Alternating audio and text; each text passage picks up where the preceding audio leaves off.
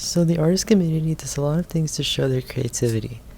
They draw, animate, share cool sketches, and overall just do what makes them content. Some people's imaginations are absolutely insane, so they'll do anything with it, and I mean anything. Something that these people do is make their own characters and stories for these characters. This is called the OC, which stands for Original Character. People make their OCs and do many different things with them, like make stories, games, or do art challenges with them. Making an OC is fun because it gives you an opportunity to do whatever you want with a character. You can make your own character and decide who they are, what their identity is, what they like, dislike, what their personality is. The possibilities are endless.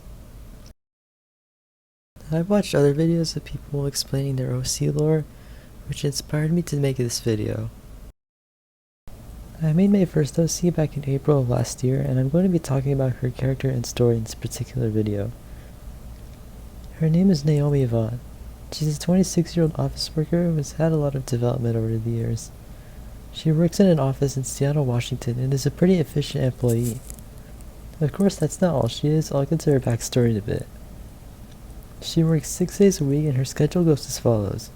She wakes up at 5 a.m., exercises and showers until it's time for her to go to work at 7 a.m. She skips breakfast every day and works until 3 p.m. without eating lunch.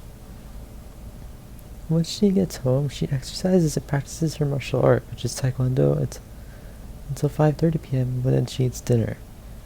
Dinner is the only meal that she eats, and she usually makes it herself. After dinner, she invests some time into her hobbies, which can include video games, her Taekwondo, or talking to her brother.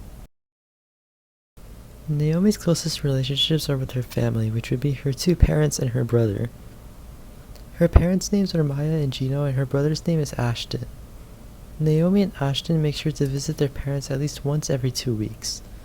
Although Naomi is close to her parents, she's way closer to her brother. They did a lot of things when they were kids.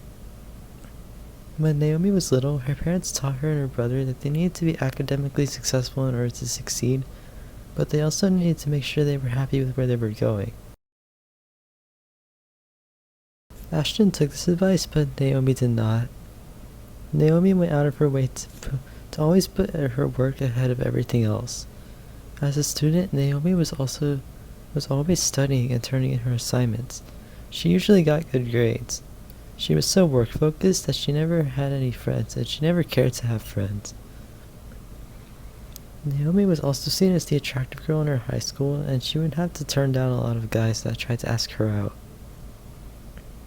Naomi was also very generally emotionless, as she never expressed any emotions on her face other than her resting neutral face. Naomi is indeed incapable of feeling emotions, just incapable of expressing them. This will go on to be a big deal because repressing your emotions generally isn't healthy. She only feels safe to express emotions around her brother. When Naomi and Ashton were going into college, Naomi told Ashton she was going to try loosening up a bit, in which Ashton was skeptical but also supportive. Naomi had never shown any interest in wanting to put herself out there, so this was an out-of-character decision for her to make. Naomi would go on to be put in a dorm with a guy named Urian. I haven't fully written Urian yet, but he was Naomi's roommate and later boyfriend. Naomi had a weird attachment to Urian. She was possessive of him, and would never let him go out on his own. Despite this, the relationship worked out for a while. A few days before graduation, Naomi and Urian were walking back to their dorm from a date they went on when they were suddenly attacked by a gang. The gang was armed and Urian ended up getting stabbed, but she had to go to the ER to get treated. Naomi was able to fend off the gang on her own due to her martial arts skills. After the attack, Naomi would visit Urian every day in the hospital, until one day he went missing and was never seen again. This caused Naomi to go back to being emotionless and choosing to put herself and her work before anything. Naomi would go on to graduate college without Urian, and she started work at the office the fall after. It has now been 3 years since the incident, and Naomi's life is now typically painfully mundane. And this would go on to change when a new employee at the office gets hired, and the first person she decides to approach is Naomi. And that's all I'm going to say for now. Thanks for watching! There's a lot of characters and lore that I left out because the video would get kind of long.